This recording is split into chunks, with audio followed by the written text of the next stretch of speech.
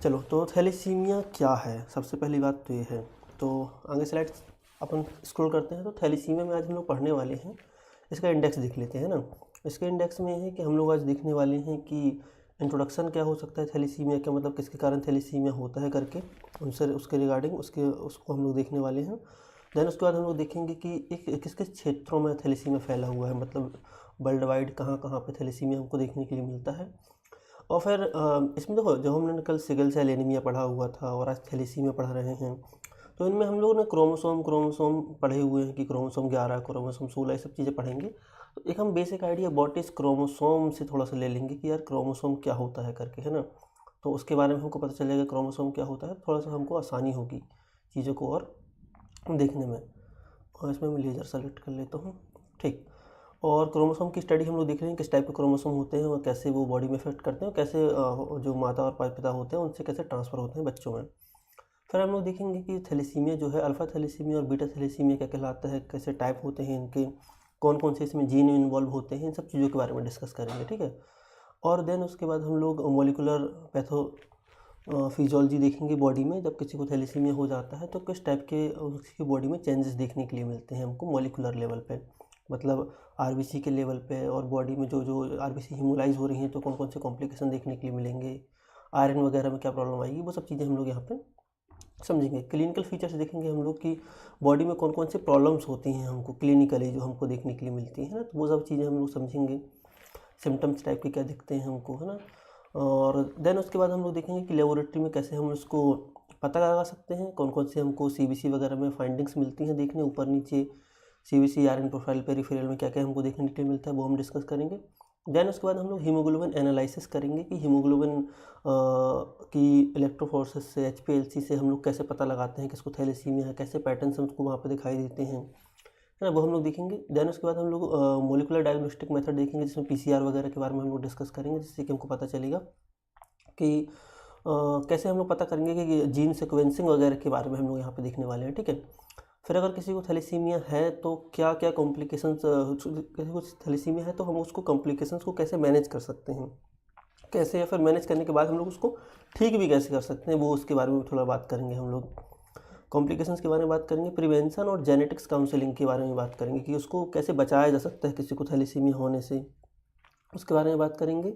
और genetic counselling मतलब किसी के माता पिता कोई सब चीज़ें, तो ये सब टोटल ओवरऑल चीज़ें हम लोग यहाँ पे डिस्कस करेंगे। कल एक दो लोगों ने मेरे को बोला था कि आप बहुत ज़्यादा फास्ट बोलते हैं सर, तो थोड़ा सा मैं आज स्लो बोलने की कोशिश कर रहा हूँ, लेकिन कई बार ऐसा होता है ना कि कई लोग 1.52 की स्पीड से देखना पसंद करते हैं वीडियो की, यार टाइम नहीं है फटाफट देख लेते हैं। तो मेरी डिफ़ॉल्ट में 1.5 की स्पीड है थोड़ा सा, तो वो है, लेकिन ठीक है, थोड़ा सा हम लोग थोड़ा स्लो ही बोलेंगे, क्योंकि इसमें क्या है कि सब लोगों को समझ में आना चाहिए, है ना, हम किसी एक दो लोग के लिए तो नहीं पढ़ा रहे ना। ठीक है, चलो आगे चलते हैं, हम लोग देखते हैं। ये हमारा बेसिक इंडेक्स हो गया कि कैसे क्या सारी चीज़ें होती हैं करके, ठीक है। अब हम लोग देन आगे चलते हैं, देखते हैं। अगर बीच में लाइव में कहीं कोई प्रॉब्लम हो, अगर से आवाज़ ना आ रही हो, कुछ भी ना हो रहा हो, तो मेरे को तुरंत कमेंट कर देना, है ना, जिससे कि मेरे को थोड़ा सा एक आइडिया लग जाएगा कि कहाँ पे क्या दिक्कत हो रही, सारी चीज़ें करके, है ना। चलो, अब हम लोग देखते हैं, आगे चलते हैं, इंट्रोडक्शन इसका समझने की कोशिश करते हैं क्या है इंट्रोडक्शन के बारे में। तो इंट्रोडक्शन में ये है इसके कि थैलेसीमिया जो हमारा है एक प्रकार का जेनेटिक डिसऑर्डर है हमारा। इसमें क्या होता है, हमारे जो माता पिता होते हैं उससे बच्चों में ये हमको ट्रांसफ़र होता है और बच्चों में देखने के लिए मिलता है। ब्लड डिसऑर्डर है एक प्रकार का। ऐसा नहीं है कि किसी को जैसे HIV HBCG फैलते हैं, किसी को ब्लड यहाँ वहाँ होने से, या फिर किसी का ब्लड टच हो गया तो हमको थैलेसीमिया हो जाएगा, ऐसा कुछ नहीं होता है ना।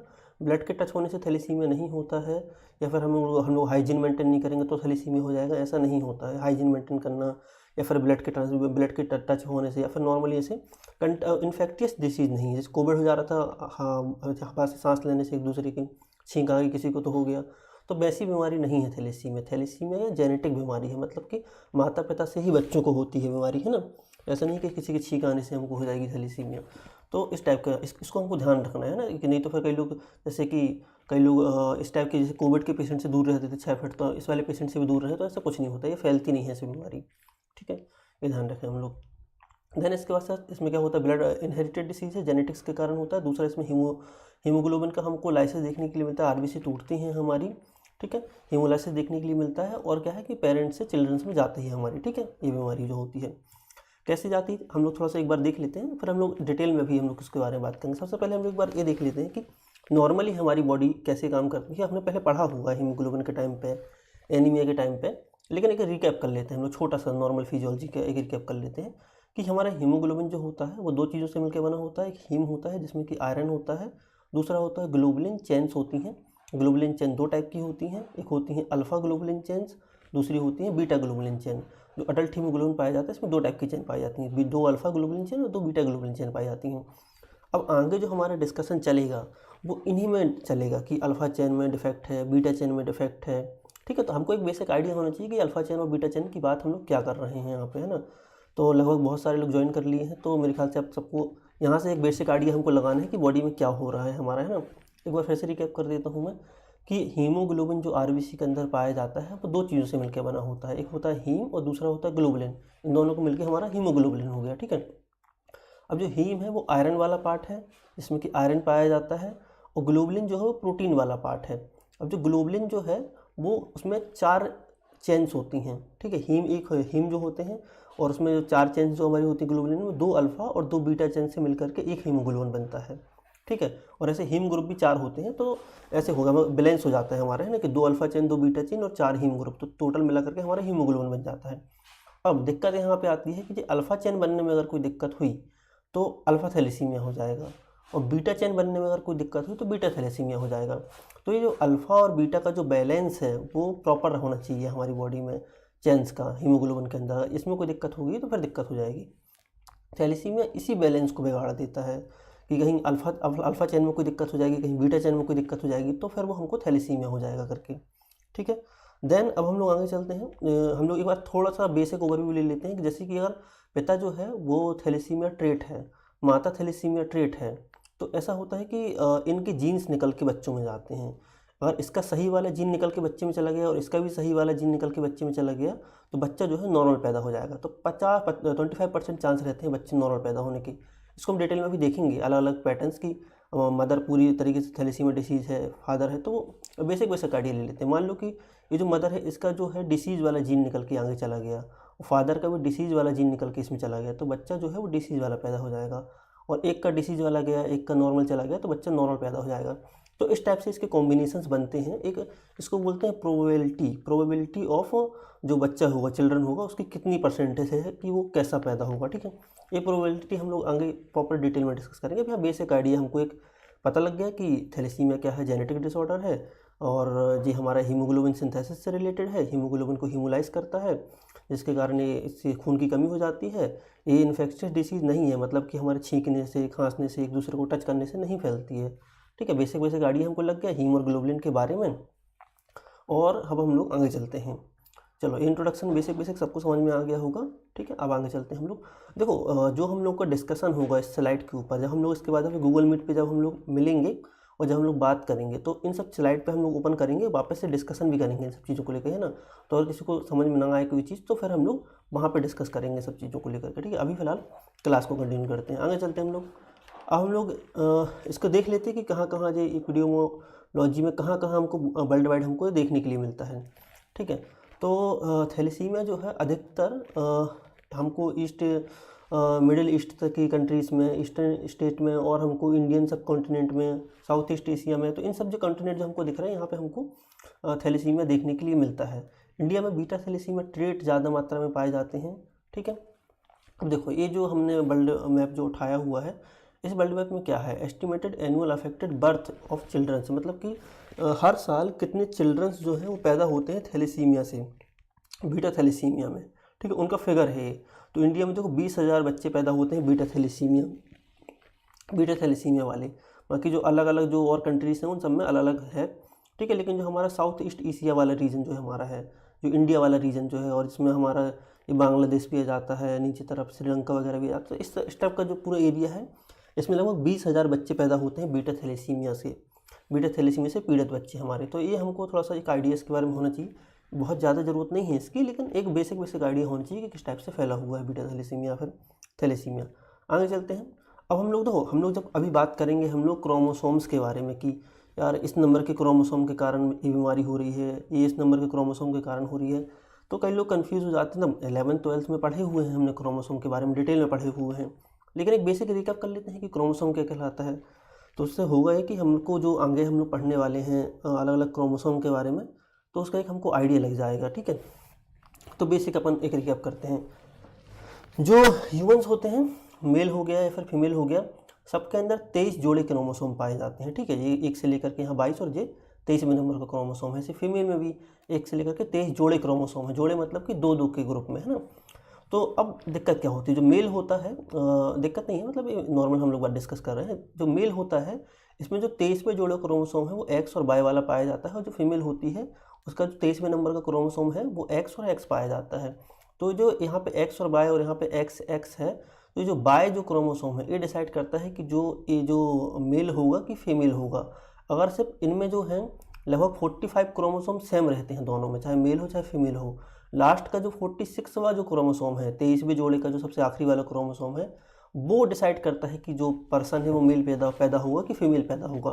तो सोचो कि एक 46 क्रोमोसोम में एक सबसे आखिरी वाला क्रोमोसोम, सिर्फ एक छोटा सा जो क्रोमोसोम है बाय, तो और वो डिसाइड कर दे रहा है कि पूरी बॉडी का स्ट्रक्चर कैसे चेंज होने वाला है, कि मेल में जाएगा कि फीमेल में जाएगा। तो सोचो बाकी जो क्रोमोसोम अलग अलग चीज़ें डिसाइड करेंगे तो उनसे भी तो बहुत सारी इफेक्ट पड़ेगा। तो ऐसे ही कल हम लोगों ने जो सिकलिंग के बारे में पता किया था, तो उसमें 11वें नंबर के क्रोमोसोम में दिक्कत हो गई थी, तो जिस कारण सिकल सेल एनीमिया हो गया था। तो आज हम ऐसे ही देखेंगे इसमें भी अलग अलग क्रोमोसोम के बारे में। तो ये बेसिक क्रोमोसोम का नॉलेज हो गया। थोड़ा सा और क्रोमोसोम के बारे में और समझ लेते कि एक्चुअल क्रोमोसोम है क्या, ठीक है। हमारी बॉडी के अंदर, हमारी बॉडी जो है, हर बॉडी के अंदर हमारी बॉडी के अंदर बहुत सारी सेल्स पाई जाती हैं। हर सेल्स के अंदर डीएनए पाया जाता है, और जो वो डीएनए होता है वो लगभग हमारे 23 क्रोमोसोम से मिलकर के बना हुआ होता है। 23 जोड़े क्रोमोसोम से मिलकर के बना हुआ होता है। जब थोड़ा आगे देख लेते हैं। देखो, जैसे कि जो फीमेल का ओवम होता है और मेल का जो स्पर्म होता है, इनमें सिंगल सिंगल क्रोमोसोम आता है। मतलब जैसे कि मेल के पास 23 पेयर्स ऑफ क्रोमोसोम है, तो इसका एक ही क्रोमोसोम निकलेगा, चाहे एक नंबर का ये वाला निकल जाए चाहे दूसरा वाला निकल जाए। ऐसे कि मेल से अगर एक्स वाला क्रोमोसोम निकल के इस तरफ आया तो वो फीमेल पैदा हो जाएगा, और जो फीमेल है उसमें तो एक्स क्रोमोसोम ही उसका निकलता है, बाय तो उसमें होते ही नहीं है। और मेल वाले से अगर बाय क्रोमोसोम निकल के आया तो फिर बच्चा जो है वो मेल पैदा हो जाएगा। तो मेल और फीमेल पैदा होने में कई लोग बोलते हैं ना कि यार अगर इसका लड़का पैदा नहीं हो रहा है तो इस लड़की में कोई दिक्कत है। एक्चुअली लड़की में कोई दिक्कत होती नहीं कभी, क्योंकि उसके तो हमेशा एक्स क्रोमोसोम ही पाए जाते हैं उसके अंदर, तो उसमें कोई दिक्कत नहीं है। अगर लड़का पैदा नहीं हो रहा तो वो लड़के में ही दिक्कत, लेकिन दिक्कत की बात नहीं है, तो कोई दिक्कत नहीं, इसमें नॉर्मल ही है। लेकिन बात यह है कि जैसे वो कई लोग दोष देते हैं ना कई लोगों को कि यार ऐसा है कि लड़की ख़राब है, तो ऐसा कुछ नहीं होता ना, क्योंकि जो लड़के ख़राब होते हैं जिनका वाई क्रोमोसोम नहीं निकल पा रहा है, ठीक है। चलो छोड़ो ये सब चीज़ें। तो वैसे मेन बात यह है कि यहाँ पर हम लोग डिस्कस करते हैं क्रोमोसोम के बारे में। तो चाहे जो 23 जोड़े क्रोमोसोम होते हैं इसमें से कोई एक ही क्रोमोसोम निकलेगा। हर एक जोड़े से एक एक क्रोमोसोम निकल के ओवम में जाएगा जो कि फीमेल से जाता है, और मेल का एक एक क्रोमोसोम निकल के स्पर्म में जाता है। तो 23 क्रोमोसोम जब मिलते हैं, ओवम और स्पर्म मिलते हैं, तो जाइगोट बनता है, जो कि इसके 23 क्रोमोसोम और इसके 23 क्रोमोसोम मिलकर के 46 क्रोमोसोम टोटल हो जाते हैं हमारे, और जाइगोट बन जाता है। फिर ये 46 क्रोमोसोम से बॉडी जो हमारी हमारी पूरी बॉडी डेवलप होती है। बॉडी के अलग अलग हिस्से, चाहे वो हीमोग्लोबिन हो, चाहे हमारी आँख हो, चाहे पैर हमारे हों, तो हर एक पार्ट जो है वो इन्हीं 46 क्रोमोसोम से ही डेवलप होते हैं। और इन 46 क्रोमोसोम में अगर कहीं पे भी अलग अलग जगह अगर से कोई दिक्कत आ जाती है कोई भी क्रोमोसोम में, तो फिर हमको म्यूटेशन हो जाता है वहाँ पर, और हमको अलग अलग दिक्कतें देखने के लिए मिलती हैं हमको, है ना। वो एक क्रोमोसोम, बेसिक क्रोमोसोम की भी एक क्लास हो गई, समझ लेते हैं हमारी। चलो, इस तरह तो मेरे ख्याल से बेसिक क्रोमोसोम सबको समझ में आ गया हो, ज़्यादा डीप में जाने की जरूरत नहीं। क्रोमोसोम का नंबर नाम पता होना चाहिए, बस हो गया करके जो हमको दिखना है, मतलब बेसिक हमारे क्लियर हो गया। आगे चलते हैं। अब देखते हैं हम लोग क्लासिफिकेशन ऑफ थैलेसीमिया या फिर टाइप ऑफ थैलेसीमिया। अब जो हमने क्रोमोसोम पढ़ लिया है, तो हमको यहाँ पे जब क्रोमोसोम या फिर इन सब चीज़ों की बात आएगी तो अच्छे से समझ में आएंगी चीज़ें, ठीक है। चलो, तो सबसे पहले थैलेसीमिया 2 टाइप का होता है। एक तो हमारा होता है अल्फ़ा थैलेसीमिया, दूसरा हमारा होता है बीटा थैलेसीमिया। और अल्फ़ा बीटा थैलेसीमिया के साथ में थोड़ा सा मैं इसको सेट कर लेता हूँ, 1 मिनट रुकना। मेरे फ़ोन का नेट कनेक्शन थोड़ा सा दिक्कत कर रहा था, ठीक है, चलो हो गया। तो अब हम लोग देख लेते हैं कि थैलेसीमिया 2 टाइप का होता है। एक होता है अल्फ़ा थैलेसीमिया, दूसरा होता है बीटा थैलेसीमिया हमारा। और जो अल्फ़ा और बीटा थैलेसीमिया जो होता है, पहले हम उसके सबसे पहले अल्फ़ा थैलेसीमिया के बारे में पढ़ लेते हैं ना, कि अल्फ़ा थैलेसीमिया क्या कहलाता है करके। 1 मिनट, चैट बॉक्स उसको ओपन कर लूँगा। इसका चैट बॉक्स कहाँ गया मेरा? Just a second.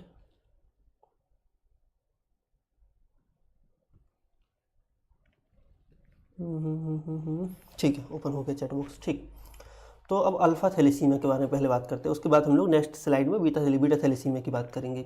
अब देखो अल्फ़ा थैलेसीमिया में क्या होता है कि हमारा कौन सा जीन इन्वॉल्व है इसमें, अल्फ़ा थैलेसीमिया, तो वो देखते हैं हम लोग। अल्फ़ा थैलेसीमिया में डिफेक्ट आने पे हमारा क्रोमोसोम नंबर 16 जो है उसमें डिफेक्ट आते हैं। क्रोमोसोम नंबर 16 में अगर डिफेक्ट आएगा तो हमारा अल्फ़ा थैलेसीमिया हो जाएगा। अब कौन से डिफेक्ट आते हैं, क्रोमोसोम जो 16 होता है इसमें हमारे 2 टाइप के जीन पाए जाते हैं। क्रोमोसोम 16 में जीन पाए जाते हैं, ये ध्यान रखना।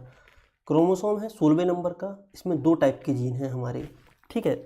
जी हाँ, ये लाइन बनी हुई है ना, इन लाइन में क्या होते हैं, जीन्स होते हैं। एक जीन ये हो गई, हमें एग्जाम्पल लेके चलते हैं जिस टाइप से हम देख रहे हैं। तो एक होता है जीन HbA1 और एक होता है जीन HbA2। अब HbA1 या फिर HbA2 जीन में दिक्कत आएगी तो हो जाएगा उसको अल्फ़ा थैलेसीमिया, ठीक है। अब HbA1 या फिर HbA2 जीन में दिक्कत आएगी तो हो जाएगा हमको अल्फ़ा थैलेसीमिया, ठीक है। अब जो हमारे HbA जो हैं वो 2 होते हैं HbA, जो हमारे क्रोमोसोम, जो एक क्रोमोसोम मान लो फादर से आया है, एक मदर से आया है क्रोमोसोम, तो एक क्रोमोसोम में क्या होते हैं, दो होते हैं। एक होता है हमारा HbA1 और एक होता है HbA2। ऐसे दूसरे क्रोमोसोम में HbA1 HbA2 होंगे तो टोटल कुल मिला के 4 जीन हो जाते हैं हमारे, ठीक है। 2 HbA1 के, 2 HbA2 के।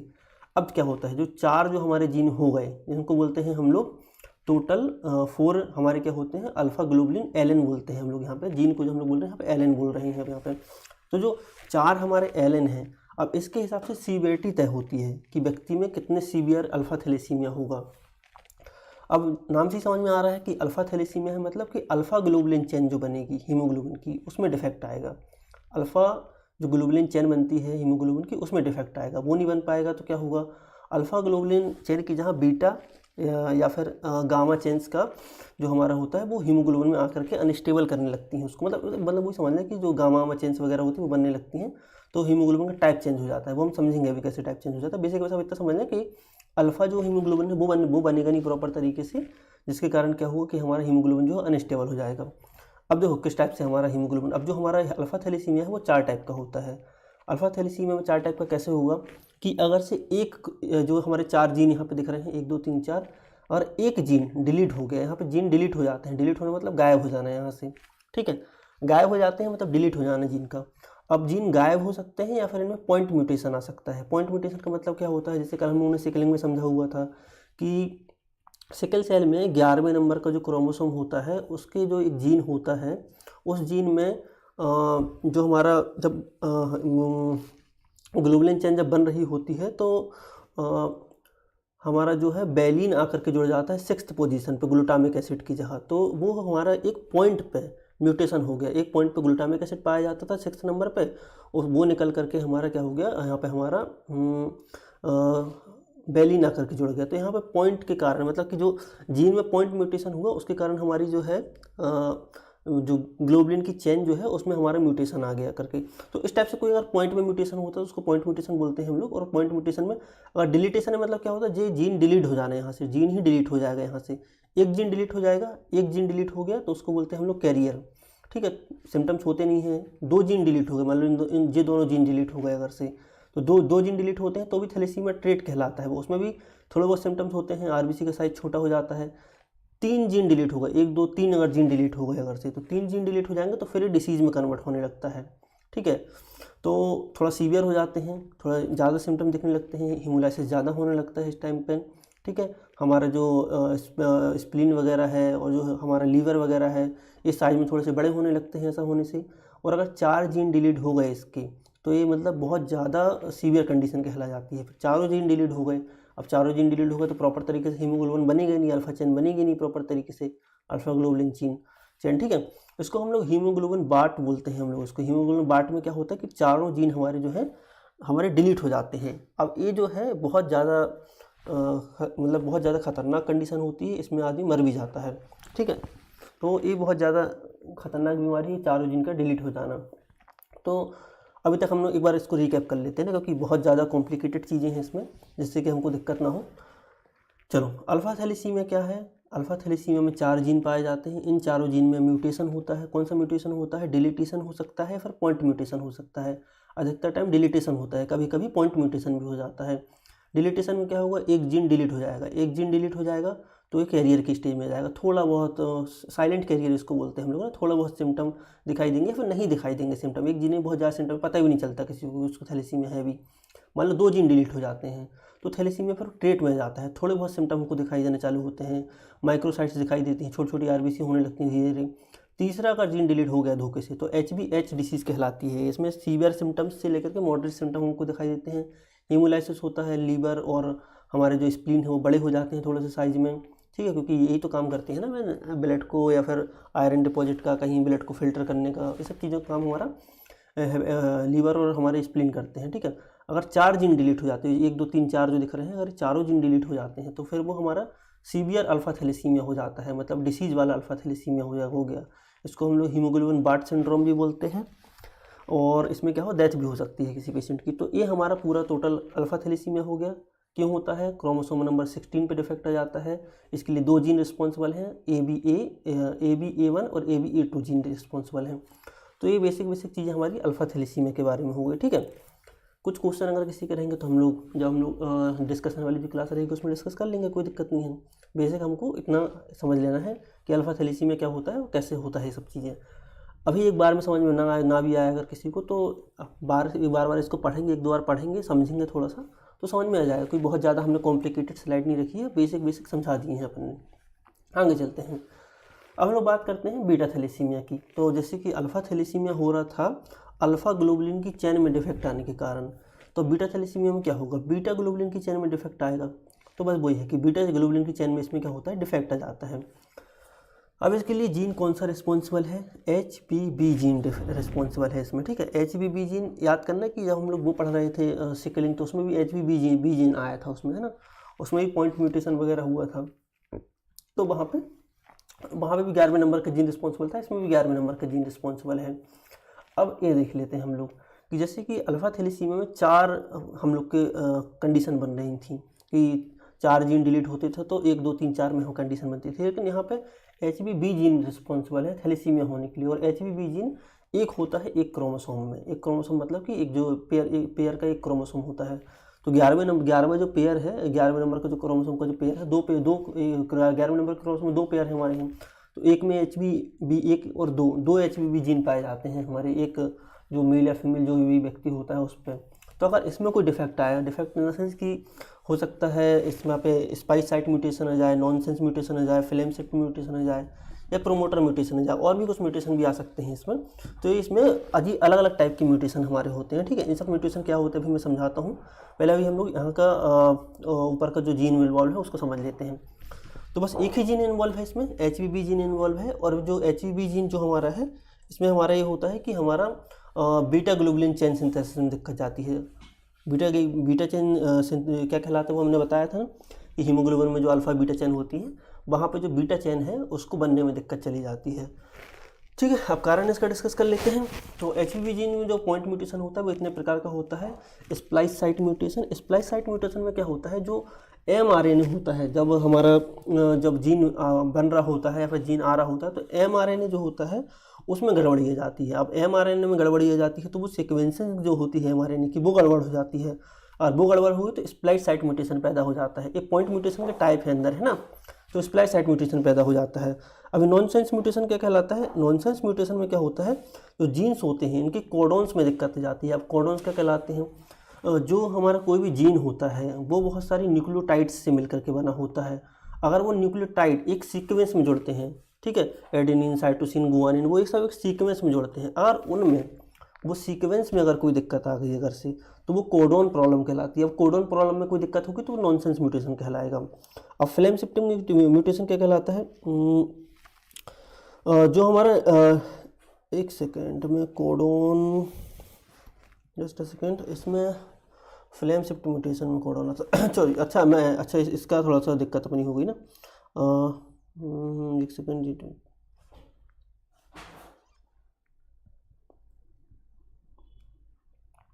ठीक है।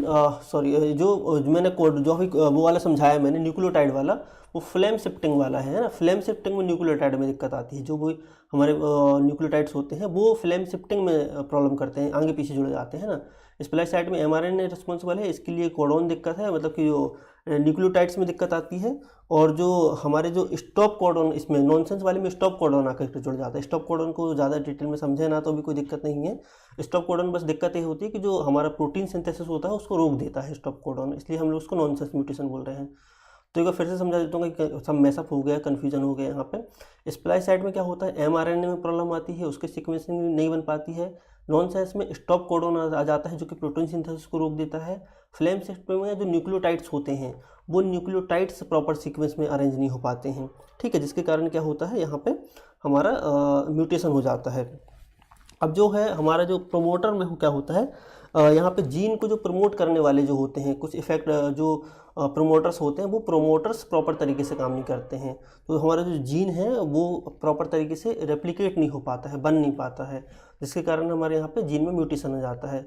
4 हो गए, एक में mRNA में दिक्कत हो गई, एक में स्टॉप कोडॉन आ गया जिसके प्रॉपर तरीके से प्रोटीन नहीं बन पाया, एक में न्यूक्लियोटाइड जो होते हैं वो प्रॉपर तरीके से हमारे अरेंज नहीं हुए सही सीक्वेंस में, तो फ्लेम शिफ्ट हो गया। और प्रोमोटर में हमारा क्या हो गया कि जो प्रमोटर जो जीन को जो प्रमोट करता है प्रॉपर अपना सिंथेसिस करने के लिए, बनने के लिए, तो वो उसमें दिक्कत आ गई, तो प्रोमोटर हमारा क्या है, प्रोमोटर म्यूटेशन हो गया। तो ये टोटल मिला के 4 हमारे म्यूटेशन के कारण हमारा जी बीटा थैलेसीमिया में दिक्कत आती है।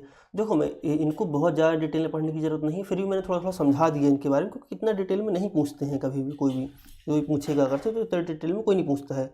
फिर भी मैं सोच रहा था कि थोड़ा थोड़ा सा बता देता हूँ इन सब चीज़ों के बारे में, क्योंकि पता थोड़ा बहुत होना चाहिए, ऐसा नहीं कि कुछ भी पता नहीं होना चाहिए, थोड़ा बहुत पता इन सब चीज़ों के बारे में होना चाहिए, ठीक है। मैंने हमको HBB जीन याद रखना है, क्रोमोसोम नंबर 11 याद रखना है, इनके कारण होता है। आगे चलते हैं हम लोग। तो क्लिनोटाइप क्या होता है, इसमें 3 टाइप के हमारे बीटा थैलेसीमिया देखने के लिए मिलते हैं। एक बीटा थैलेसीमिया देखने के लिए मिलता है ट्रेट, दूसरा देखने के लिए मिलता है इंटरमीडिएट, और तीसरा देखने के लिए मिलता है बीटा थैलेसीमिया मेजर हमको, ठीक है। ट्रेट में क्या होगा, ट्रेट में क्या होता है, एक जीन में हमारे जो है माउस क्यों नहीं चल रहा भाई, अच्छा चार्ज खत्म हो गया माउस का, एक सेकंड ना, माउस थोड़ा चार्जिंग पे फंसा दूँ मैं, जस्ट अ सेकंड, माउस थोड़ा सा मेरा प्रॉब्लम कर रहा है। ठीक है, चालू हो गया माउस।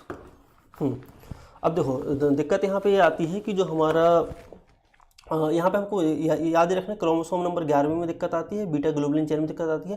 देखो इसमें थोड़ा सा लोगों को लग रहा हो कि यार क्या ही इतना मेसअप हो रहा है, इतनी सारी चीज़ें क्यों ही पढ़नी, लेकिन ज़रूरी है पढ़ना, है ना, थैलेसीमिया के बारे में हमको पढ़ना है तो ठीक है। तो थैलेसीमिया बीटा थैलेसीमिया मेन हमारा 2 टाइप का ही होता है, लेकिन हमने 20 टाइप के एक इंटरमीडिएट ऐड कर दिया। एक होता है ट्रेट और दूसरा होता है मेजर, 2 ही इसमें पाए जाते हैं, लेकिन हमने एक इंटरमीडिएट बीच में ऐड कर दिया है कि कभी कभी ऐसा होता है कि ना ही वो ट्रेट में हम उसको बोल सकते हैं, ना ही मेजर में बोल सकते हैं, तो वो एक बीच में हमारा आ जाता है। लेकिन जो है मेन 2 ही टाइप के होते हैं, एक होता है ट्रेट, एक होता है मेजर। क्यों? क्योंकि अगर एक जीन डिफेक्ट होगा तो हमारा ट्रेट कहलाएगा, दोनों जीन डिफेक्ट हो जाएंगे तो मेजर कहला जाएगा, है ना।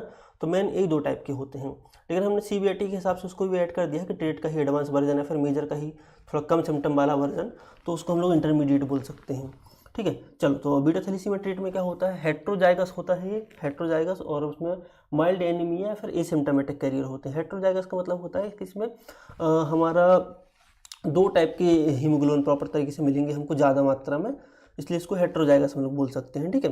2 टाइप के हीमोग्लोबिन हमको ज़्यादा मात्रा में मिलेंगे। और जो हमारा होमोजाइगस होता है उसमें सिंगल टाइप के ही हमारा सिंगल टाइप का हीमोग्लोबिन ज़्यादा मात्रा में मिलता है, उसको हम लोग हेट्रोजाइगस होमोजाइगस बोल सकते हैं। मतलब हेट्रो मतलब 2 चीज़ों को मिलकर के जो बनते हैं ना, उसको हेट्रो बोला जाता है। होमो मतलब एक सिंगल चीज़ का ही जो होता है उसको हम लोग होमोजाइगस बोल सकते हैं, ठीक है। और अगर से बीटा थैलेसीमिया ट्रेट है तो उसको माइल्ड एनीमिया के सिम्टम देखने के लिए मिलेंगे, कभी कभी ये सिम्टोमेटिक हो सकता है, ठीक है। इसको कैरियर स्टेट बोला जाता है ट्रेट वाले को, ठीक है। और अगर से किसी को मेजर अगर बीटा थैलेसीमिया अगर किसी को हो गया है, ठीक है, कूलिन्स एनीमिया इसको हम लोग बोलते हैं, तो इसमें क्या होता है हमारा कि दोनों जीन डैमेज हो जाएंगे, HBB और जो इसके दोनों जीन है वो हमको डैमेज मिलेंगे, तो उसको हम लोग मेजर वाला बोलेंगे। इंटरमीडिएट इन दोनों के बीच वाला होगा, इस पर कभी कभी ट्रांसफ्यूजन की ज़रूरत पड़ती है, कभी कभी नहीं भी पड़ती है। लेकिन जो अगर मेजर थैलेसीमिया किसी को है तो उसको हर कुछ टाइम बाद ट्रांसफ्यूजन की ज़रूरत पड़ेगी, बिना उस ट्रांसफ्यूजन के वो सर्वाइव नहीं कर पाएगा, ठीक है। उसको बचपन से ही कई बार इसकी ट्रांसफ्यूजन की ज़रूरत पड़ जाती है कि छोटा सा ये बच्चा है उसको थैलेसीमिया निकल आया और मेजर थैलेसीमिया है उसको, तो बचपन से ही उसको थैलेसीमिया के लिए हमको क्या करना, ब्लड उसको देना पड़ता है, और जब तक वो बड़ा होता है तब तक देना पड़ता है। थैलेसीमिया में कई बार बच्चे बहुत ज़्यादा, अगर मेजर थैलेसीमिया है, बहुत ज़्यादा कॉम्प्लिकेशन है, तो सर्वाइव नहीं कर पाते हैं और डेथ भी हो जाती है लोगों की, है ना, मेजर थैलेसीमिया में, अगर किसी को डिसीज़ वाला थैलेसीमिया है तो। चलो, तो मेरे ख्याल से बीटा थैलेसीमिया लगभग बेसिक ये सारी चीज़ें क्लियर हो गई हैं कि कौन से जीन के कारण होता है। HBB जीन के कारण, क्रोमोसोम नंबर 11 इन्वॉल्व है इसमें। कौन सी चेन में दिक्कत आती है, तो बीटा ग्लोबुलिन चेन में दिक्कत आती है। कितने टाइप का होता है, तो हम मैन तो 2 टाइप का होता है, लेकिन 3 टाइप का बोल सकते हैं, ट्रेट, मीडिएट और मेजर। ट्रेट में सिम्टमेटिक हमको नहीं दिखाई देते हैं, पता नहीं चलता, थोड़ा बहुत एनीमिया हो सकता है। इंटरमीडिएट में सिम्टम दिखाई देते हैं, लेकिन बहुत ज़्यादा सीवियर नहीं होता है, और लेकिन ट्रांसफ्यूजन की जरूरत कभी कभी पड़ सकती है, ब्लड ट्रांसफ्यूजन की, ठीक है। मेजर थैलेसीमिया जो होता है, बीटा थैलेसीमिया मेजर, इसमें हमको ट्रांसफ्यूजन की जरूरत पड़ती ही है ना, बचपन से भी हो सकता है। और इसमें हमको क्या होता है कि बहुत ज़्यादा हमको हमारे दोनों जीन डैमेज हो जाते हैं, ये बात भी ध्यान रखना है। ट्रेट में सिंगल जीन डैमेज होता है और इसमें हमारे दोनों जीन डैमेज हो जाते हैं। तो ये बेसिक मेरे ख्याल से समझ में आ गया होगा सब लोग को। आगे चलते हैं, अब हम लोग देखते हैं कि कैसे माता पिता से बच्चों में जाता है थैलेसीमिया, क्योंकि ये बहुत ज़्यादा ज़रूरी है। अगर ये पता रहेगा तो हमको आसानी होगी समझने में कि कैसे ट्रांसफ़र होता है, ठीक है। तो मैं अभी एक सिंगल एग्जांपल लेके यहाँ पे चल रहा हूँ। सिंगल एग्जांपल में ऐसा है कि जो फादर जो है वो थैलेसीमिया ट्रेट है, ठीक है, और जो मदर जो है वो भी थैलेसीमिया ट्रेट है। मतलब सिर्फ इनके एक जीन डैमेज है। जो यहाँ पे हमारा क्रॉस का जो मार्क दिख रहा है, मतलब वो जीन हमारा डैमेज है। इसमें क्रॉस का मार्क दिख रहा है तो वो जीन डैमेज है हमारा, ठीक है। यहाँ हमने डायग्राम बनाया हुआ है कि जो बीटा थैलेसीमिया है, इसको यहाँ पे हमारा बीटा थैलेसीमिया में दिक्कत है ना, क्योंकि 11वें नंबर का क्रोमोसोम बता रहे हैं हम लोग। तो 11वें नंबर का क्रोमोसोम इनका डिफेक्ट है, एक जीन डिफेक्ट है इसका 11वें नंबर के क्रोमोसोम का, ठीक है, जिसमें क्रॉस का निशान लगा, एक जीन इसका नॉर्मल है। अब क्या होगा, मान लेते हैं कि इसमें वो बना देता हूँ, लाइन बना देता हूँ, जिससे कि प्रॉपर तरीके से समझ में आएगा ना। अब देखो यहाँ ये समझो कि जो फादर जो है, इसका अगर ये सही वाला जीन आया बच्चे में, ठीक है, और मदर का जो है वो भी सही वाला जीन आ गया अगर से, तो बच्चा जो है वो नॉर्मल पैदा हो जाएगा, कोई भी टाइप की दिक्कत नहीं होगी इसको, ठीक है। दूसरा, जो फादर जो है, इसका मान लो इफेक्टेड वाला जीन आ गया बच्चे में, और मदर का भी इफेक्टेड वाला जीन आ गया बच्चे में, तो फिर क्या होगा, फिर बच्चा जो है वो हमारा डिसीज़ वाला पैदा हो जाएगा। मतलब ट्रेट भी नहीं होगा, डिसीज़ वाला हो जाएगा, क्योंकि तो दोनों जीन डैमेज हो गए ना हमारे। अब एक और क्या सिम्टम बन सकता है कि जो फादर जो है उसका सही वाला जीन आ गया, लेकिन मदर का जो है वो डिफेक्टेड वाला जीन आ गया, तो है बच्चा क्या हमारा ट्रेट पैदा हो जाएगा, ये देखो। और अगर से फादर का डिफेक्टेड वाला जीन आ गया लेकिन मदर का सही वाला जीन आया, तो बच्चा फिर भी ट्रेट वाला पैदा हो जाएगा। तो अब इसमें जो क्या क्या हमारे पैरामीटर्स बन रहे हैं, पैरामीटर ये बन रहे हैं कि हमारा जो है 25% चांस होते हैं कि बच्चा जो है सही पैदा हो जाएगा, 25% चांस होते हैं कि बच्चा डिसीज़ वाला पैदा। बहुत सारा मैसअप हो गया ना, सबको क्लीन कर लेते हैं। हाँ ठीक है, 25% चांस हमारे हैं कि बच्चा जो है वो डिसीज़ वाला पैदा हो जाएगा, क्योंकि दोनों 25% चांस हैं, 4 में से एक बच्चा, और 50% चांस है कि बच्चा जो है ट्रेट वाला पैदा होगा, जिनके एक जीन डैमेज होंगे। तो ऐसे परसेंटेज निकलते हैं कि बच्चा ट्रेट पैदा होगा कि डिफेक्टेड वाला पैदा होगा, ठीक है। तो ये हमको थोड़ा सा पता होना चाहिए इसके बारे में, क्योंकि जब किसी को थैलेसीमिया निकलता है तो उनको समझानी पड़ती हैं चीज़ें कि यार कैसे हो सकता है, बच्चे कैसे पैदा हो सकते हैं। ये सब प्रोबेबिलिटी है एक प्रकार की, अपनी देखी जाए तो, ठीक है। अब हमने एक प्रोबेबिलिटी देखी जिसमें दोनों ट्रेट हैं, माता और पिता दोनों ट्रेट हैं, तो ये प्रोबेबिलिटी बनती है। अब हमारे पास कितनी प्रोबेबिलिटी हो सकती है, इतनी सारी प्रोबेबिलिटी हो सकती है हमारे पास। अब इन सबके बारे में वे बहुत कल हम लोग ने पढ़े हुए थे सिकलिंग के टाइम पे, लेकिन हम लोग बहुत ब्रीफ में तो नहीं जाएंगे, थोड़ा शॉर्ट में समझ लेंगे सब चीज़ों को। सबसे जो सेंटर पे हमारा ये पॉइंट ये सब दिख रहा है सेंटर पे। अब इसमें क्या है कि जो पिता जो है वो भी प्रॉपर, हम लोगों ने सिकल सेल का ग्राफ है, थैलेसीमिया भी वैसे काम करता है ना, तो ये ध्यान रखना कि अभी सिकल सेल वाला है, लेकिन थैलेसीमिया में भी सेम काम करेगा। अब ये देखो कि क्या है कि अगर जो पिता जो है, बैक हो गया, पीछे चला गया, हाँ, पिता जो हमारा है वो भी डिसीज़ वाला है, अगर से कि उसको भी डिसीज़ है, पिता को भी, जो पूरा रेड मतलब डिसीज़, और पिंक कलर का दिख रहा है तो मतलब ट्रेट, और ब्लैक दिख रहा है तो नॉर्मल, है ना। ये हम लोग 3 पॉइंट पहले ध्यान रखें। अगर से पिता जो है वो रेड कलर में है, मतलब पूरा डिसीज़ वाला है, और जो मदर जो है वो भी डिसीज़ वाली है, तो अब दोनों के दोनों जीन डैमेज हैं, तो अब जितने बच्चे होंगे सबको जी डैमेज वाले जीन ही मिलेंगे, तो बच्चे 100% डिसीज़ वाले पैदा होंगे, है ना। यहाँ पे ऐसा नहीं होगा कि कोई सही बच्चा पैदा हो जाए। तो कभी भी जिसको डिसीज़ है उसको किसी डिसीज़ वाले व्यक्ति से शादी नहीं करनी चाहिए, चाहे थैलेसीमिया हो उसको, चाहे सिकल सेल एनीमिया हो उसको। अगर वो डिसीज़ वाले से शादी करेगा तो जितने बच्चे पैदा होंगे सब डिसीज़ वाले पैदा होंगे। तो ये बात बहुत मस्ट हमको ध्यान रखनी है चीज़ों को लेकर के। दूसरा, अगर से कोई फादर है या मदर है, इसको अगर हमने एक चार्ट कल डिटेल में समझा हुआ था ना, फिर भी आज हम समझा दे रहे हैं, कई लोग को समझ में नहीं आया था, मेरे पास एसएमएस आए थे। तो अगर से जो फादर या मदर है, यहाँ पे फादर का दिख रहा है लेकिन हम फादर और मदर दोनों को मान के चलेंगे। फादर या मदर जिसमें दोनों में से एक जो डिसीज वाला है और दूसरा जो पर्सन है, चाहे मदर हो चाहे फादर हो, वो अगर नॉर्मल है, तो क्या है, इसके तो दोनों जीन डिफेक्टेड है, तो कोई भी जीन निकल के आया वो डिफेक्टेड वाला ही जीन निकलेगा इसके अंदर से हमेशा। और इसके दोनों जीन नॉर्मल है तो हमेशा नॉर्मल वाला ही जीन निकलेगा इसके अंदर से। तो इसके अंदर से हमेशा जितने बच्चे होंगे सब में डिफेक्टेड वाला जीन जा रहा है, इसके अंदर से हमेशा नॉर्मल वाला जीन जा रहा है। तो जितने बच्चे पैदा होंगे सब कैरियर ही पैदा होंगे, मतलब कोई भी नॉर्मल पैदा नहीं होगा, कोई भी डिसीज वाला पैदा नहीं होगा, लेकिन कैरियर ही पैदा होंगे।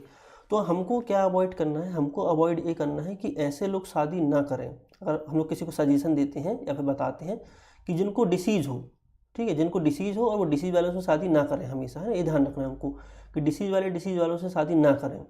और अगर से कोई डिसीज़ वाला पर्सन है तो वो नॉर्मल व्यक्ति से शादी चाहे तो कर सकता है, कोई दिक्कत नहीं है, दिक्कत तो होगी लेकिन फिर भी कर सकता है, कोई दिक्कत नहीं है, ठीक है।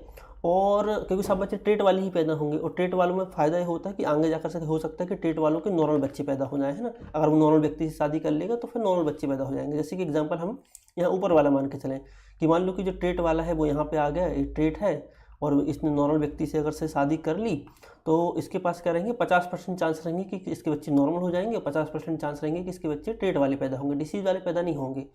तो जो ट्रेट वाला व्यक्ति है वो नॉर्मल व्यक्ति से शादी कर सकता है, ठीक है। बस दिक्कत है कि दो ट्रेट वाले शादी ना करें, जैसे दो, इसका ट्रेट है और इसका ट्रेट है, इन दोनों के ट्रेट हैं।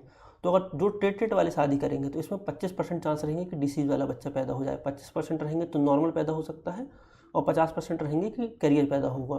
तो ट्रेट वालों को शादी नहीं करनी चाहिए, उसको ढूंढना चाहिए कि कोई नॉर्मल व्यक्ति मिल जाए, ठीक है। डिसीज वालों को तो शादी करनी नहीं चाहिए। डिसीज वाला जो वैसे तो अगर ना करे तो अच्छी बात है, करना चाहे तो नॉर्मल व्यक्ति से शादी कर सकता है, और डिसीज वाला भी ट्रेट वाले व्यक्ति से शादी ना करे। तो इस टाइप से कॉम्बिनेशन बनते हैं, शादी करें ना करे करके ऐसा समझा सकते हैं लोगों को हम।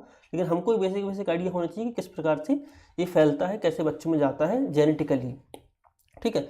तो मेरे ख्याल से ये चार्ट सबको समझ में आ गया होगा, नहीं समझ में आया तो एक बार दोबारा से देख लेना बाद में, तो समझ में आ जाएगा, ठीक है।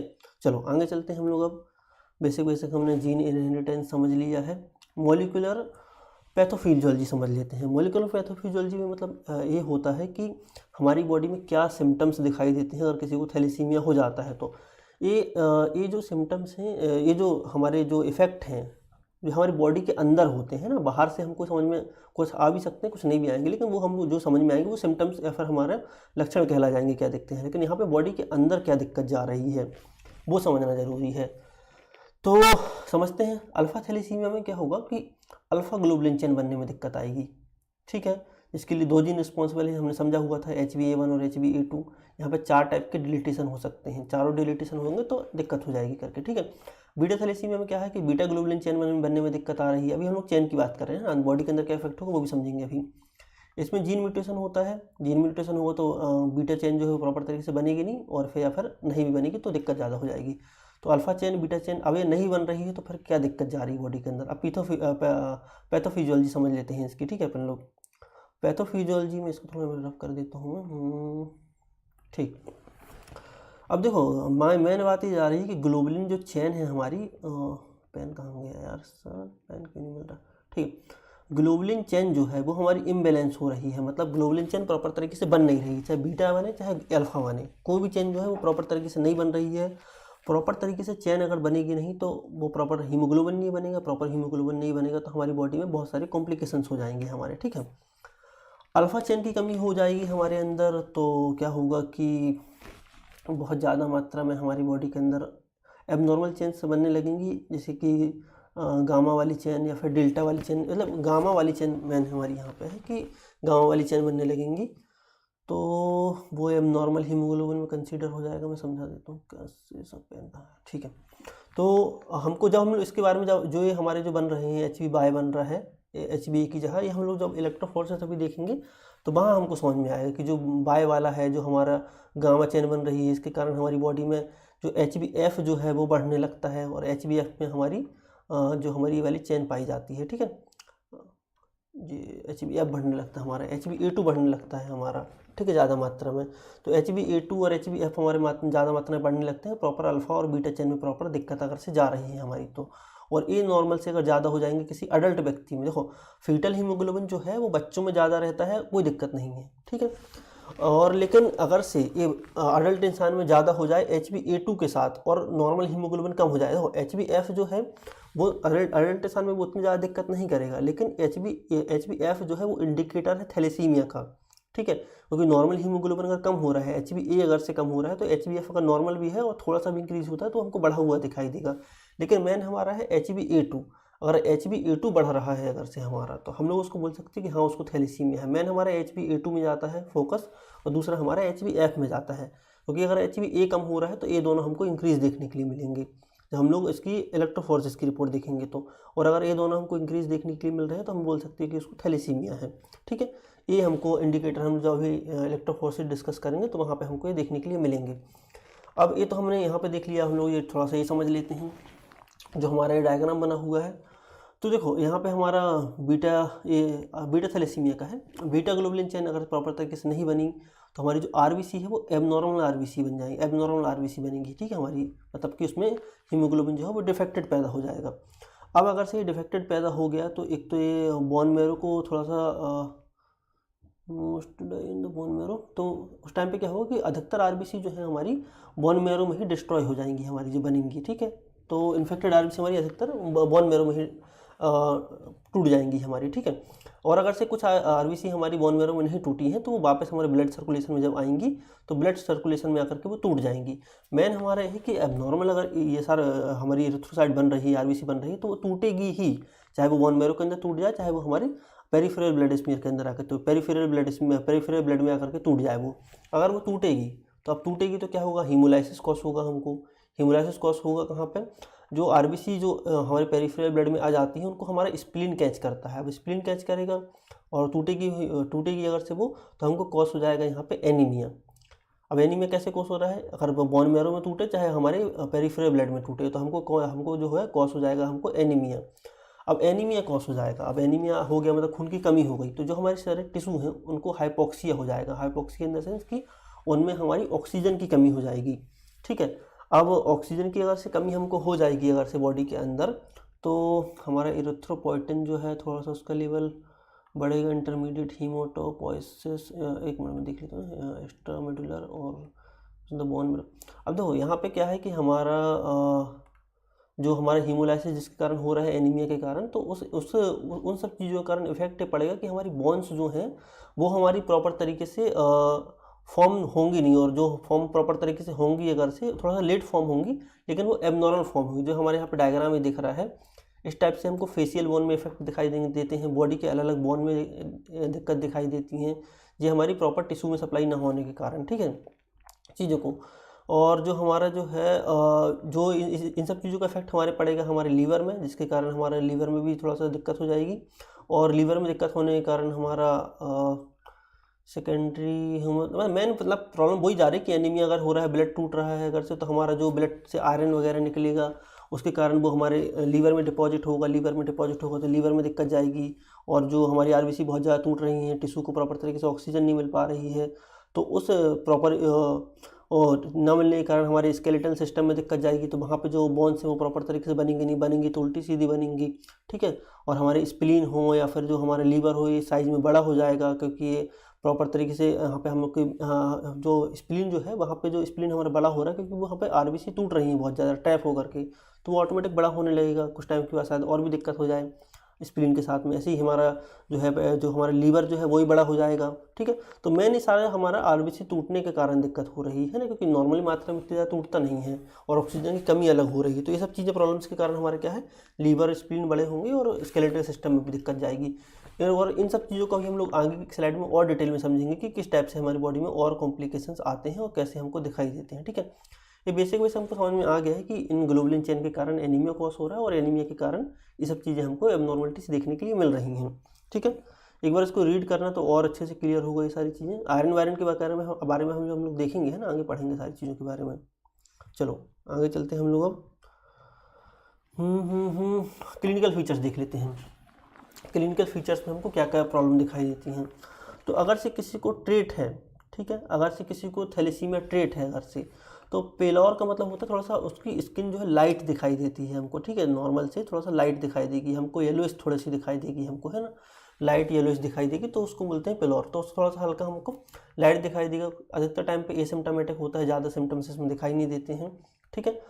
तो माइल्ड ट्रेट है तो ज़्यादा दिक्कत वाली बात नहीं है। लेकिन अगर से थैलेसीमिया मेजर अगर से है, ठीक है, बीटा थैलेसीमिया वगैरह अगर मेजर अगर से है इस टाइम पे, तो मेजर में बहुत सारी दिक्कत हमको देखने के लिए मिलती है। अब एक एक प्रॉब्लम के बारे में थोड़ा सा हम लोग यहाँ पे समझ लेते हैं। तो मैं इसको फालतू ही पेन को चला रहा हूँ, इससे अच्छा तो मैं हाइलाइटर का यूज़ कर लेता हूँ, लेज़र पॉइंटर का यूज़ कर लेते हैं, ठीक है। तो सीवियर अगर किसी को है तो पेलोर तो होगा, उसकी बॉडी जो येलोइश टाइप की हो जाएगी हमारी, ठीक है। दूसरी जो है failure of the two describe, मतलब उसको सांस लेने में बहुत ज़्यादा दिक्कत जाएगी हमारी। हेपेटो और स्प्लीनोमेगेली, हेपेटो स्प्लीनोमेगेली मतलब उसका लीवर और हमारा लीवर का बड़ा हो जाना और इसके स्प्लीन का बड़ा हो जाना। मेगेली मतलब होता है बड़ा हो जाना, स्प्लीन यहाँ पे भी आ रहा है और हेपेटो आ रहा है। हेपेटो मतलब कि लीवर का, स्प्लीनो मतलब स्प्लीन का, मेगेली मतलब बड़ा हो जाना। तो ये दोनों ऑर्गन्स बड़े हो जाते हैं नॉर्मल साइज से, ठीक है। स्केलेटल डिफॉर्मिटीज आती हैं। स्केलेटल डिफॉर्मिटी मतलब बॉडी में अलग अलग जो हमारे बोन्स होती हैं वो प्रॉपर तरीके से बनती नहीं है और उल्टी सीधी बनती हैं। जैसे कि फेशियल बोन्स को देख लो, जो हेड जो है वो थोड़ा छोटा हो जाता है हमारा, ठीक है। जो हमारे आँख के पास जो हमको थोड़े से फोल्ड दिखाई देने लगते हैं हमारी, और जो यहाँ पे जो हमारी नोज़ वाली जो होती है वो थोड़ा सा बड़ी चौड़ी सी दिखाई देने लगती है। नोज़ के ऊपर का जो हिस्सा होता है थोड़ा हमारा, नाक जो होती है छोटी हो जाती है, लिप्स जो है थोड़े थिन हो जाते हैं किसी लोग को उल्टे सीधे हो जाते हैं थोड़े से लिप्स, है ना। तो ये बहुत सारे हमारे फेस में दिक्कत जाती है, कुछ इस टाइप से भी दिक्कत जाती हैं। तो ये जो बोन्स प्रॉपर तरीके से फेस की भी दिक्कत करती हैं और हमारी बॉडी के अलग अलग जहाँ के भी हिस्सों के भी बोन्स में दिक्कत जाती है। और क्या सिम्टम हमको देखने के लिए मिल सकते हैं, तो ये तो बोन्स डिफॉर्मिटीज़ की बात हो गई। Expression of bone marrow, front end bonsai और रिसेंट इन्फेक्शन। तो मतलब इन सब चीज़ों से दिक्कत क्या होती है, बोन मैरो में भी दिक्कत जाती है, प्रॉपर तरीके से काम नहीं करती है बोन मैरो, और इन्फेक्शन होने का खतरा ही बढ़ जाता है, और बाकी अदर इन्फेक्शन बहुत जल्दी से उसको हो जाते हैं। ये हमने साइड में कुछ बनाए हुए हैं, हेडेक वगैरह होना, ये सब चीज़ें हमारी खून की कमी के कारण हो रहा है ना, जो हेडेक वगैरह हो रहा है हमको, और हमारा जो स्किन का कलर ऐसा हो जा रहा है, पेल कलर हो जा रहा है, येलोइश कलर दिखाई दे रहा है, ठीक है। फेशियल बोन की डिफॉर्मिटीज़ हो जाती हैं, थका थका महसूस करता है, अदर इन्फेक्शन का खतरा बढ़ जाता है। यूरिन जो है वो डार्क कलर की दिखाई देती है, थोड़ी सी हमको कलर जो है हमको थोड़ा ज़्यादा येलोइश ब्राउनिश कलर की हमें यूरिन दिखाई देती है। जो ग्रोथ जो है नॉर्मल व्यक्ति की ग्रोथ, जैसे 10 साल में जितना बड़ा पर्सन कोई होगा तो उतना वो उसको होने में उसको 12-13 साल या 14 साल लग जाते हैं, तो थोड़ा डिले हो जाता है ग्रोथ जो है, डेवलपमेंट जो है उसमें उन बच्चों की डिले हो जाती है जब किसी को थैलेसीमिया होता है। तो ये मेजर क्लिनिकल फीचर्स हैं, और भी क्लिनिकल फीचर्स होते हैं, लेकिन मैंने हमको इन्हीं क्लिनिकल फीचर्स के बारे में देखना है यहाँ पे, ठीक है। तो ये क्लिनिकल फीचर्स हमको दिखाई दे गए। हम लोग थोड़ा चलते हैं कि आगे क्लिनिकल फीचर्स की बात हो गई, डायग्नोस्टिक मेथड के बारे में बात कर लेते हैं। तो डायग्नोस्टिक मेथड में ये है कि डायग्नोस्टिक मेथड में हम लोग पहले सीबीसी, पेरिफेरल ब्लड स्मीयर, कुछ इंडाइसेस देखते हैं सीबीसी के, और साथ में हम लोग आयरन स्टडी करते हैं। तो ये सब चीज़ों की स्टडी करके हमको एक बेसिक आइडिया लग जाता है कि क्या हो सकता है करके, लेकिन यहाँ कन्फर्मेशन नहीं हो रहा है ना, ये ध्यान रखना है हमको। ये सारे पैरामीटर्स देख के हम कंफर्म किसी को नहीं बोल सकते कि उसको थैलेसीमिया ही है, ठीक है। बस हमको एक आइडिया लग सकता है। कन्फर्मेशन के लिए हमको हमेशा HB वेरिएंट ही कराना पड़ेगा, हमको इलेक्ट्रोफोरेसिस कराओ, HPLC कराएं, जीन स्टडी कराएं, तो ये सब चीज़ें ही करानी पड़ेंगी। यहाँ पे हमको सिर्फ बेसिक आइडिया लगेगा, ठीक है। क्या आइडिया लगेगा बात कर लेते हैं। सीबीसी में माइक्रोसाइटिक हाइपोक्रोमिक एनीमिया देखने के लिए मिलता है। माइक्रोसाइटिक मतलब MCV का कम हो जाना, हाइपोक्रोमिक मतलब MCH का कम हो जाना, मतलब कि हीमोग्लोबिन का कंसंट्रेशन भी कम हो जाता है और MCV भी उसका कम हो जाता है। तो लेकिन दिक्कत ये आती है, हमने ये सब चीज़ें पढ़ी थी जब किसी को आयरन की डेफिशिएंसी होती है तब भी ऐसा हो जाता है, लेकिन यहाँ पे आयरन की डेफिशिएंसी नहीं हुई है। ये इसके में फ़र्क है। फ़र्क क्या है कि इसमें आयरन की डेफिशिएंसी इसमें क्या होता नहीं होती है, ठीक है। तो हमको इसमें कन्फ्यूज नहीं होना है, किसी का MCV अगर कम आ रहा है, सेल माइक्रोसाइटिक है, तो उसको आयरन की डेफिशिएंसी होगी, क्योंकि थैलेसीमिया में भी हो जाता है। और ऐसे थैलेसीमिया के केस में दिक्कत ये रहती है कि आयरन उसकी बॉडी में, जब भी किसी को थैलेसीमिया होगा तो आयरन उसकी बॉडी में हमको नॉर्मल देखने के लिए मिलेगा, या फिर कभी कभी बढ़ा ही देखने के लिए मिलेगा। बहुत कम कंडीशन में हमको क्या है कि नॉर्मल से कम दिखेगा, नहीं तो हमको कभी भी नॉर्मल से कम हमको नॉर्मल से कम तो हमको थैलेसीमिया में देखने के लिए मिलता ही नहीं है। पहली बात तो ये है, हमेशा नॉर्मल देखने के लिए मिलेगा, नहीं तो नॉर्मल से बढ़ा हुआ देखने के लिए मिलेगा, क्योंकि RBC टूट रही है ना, और बॉडी के अंदर से आयरन का बाहर निकलना बहुत मुश्किल होता है, ठीक है, अगर टूट रही हैं तो, क्योंकि उसके लिए कोई डायरेक्ट एग्जिट पॉइंट नहीं है आयरन के बाहर निकलने के लिए, ठीक है, यूज़ होता है थोड़ा बहुत ऐसा चेंज हो जाए तो बात की बात है। लेकिन क्या है कि मैन है कि जो आयरन जो है हमारी थैलेसीमिया में हमको बढ़ा हुआ देखने के लिए मिलता है। तो जब भी किसी का एमसीबी लो आ रहा है तो डायरेक्ट उसको इस बेस पे हम उसको नहीं बोल सकते उसको माइक्रोसाइटिक एनीमिया है, एमसीबी लो है तो उसको आयरन की ही डेफिशिएंसी होगी। हो सकता है उसको थैलेसीमिया हो, आयरन की डेफिशिएंसी ना हो उसको। तो ये फ़र्क है आयरन डेफिशिएंसी एनीमिया में और थैलेसीमिया में, ठीक है। आगे चलते हैं, पेरिफेरल ब्लड, इसमें हमको 3-4 टाइप की आरबीसी दिखाई देंगी, जैसे कि टारगेट सेल दिखाई देंगी, माइक्रोसाइटोसिस दिखाई देगी, हाइपोक्रोमिया दिखाई देगी। मतलब टारगेट सेल मतलब कि आरबीसी कैसी होती है, मैं बना के दिखा देता हूँ, थोड़ा सा आइडिया लग जाएगा टारगेट सेल का।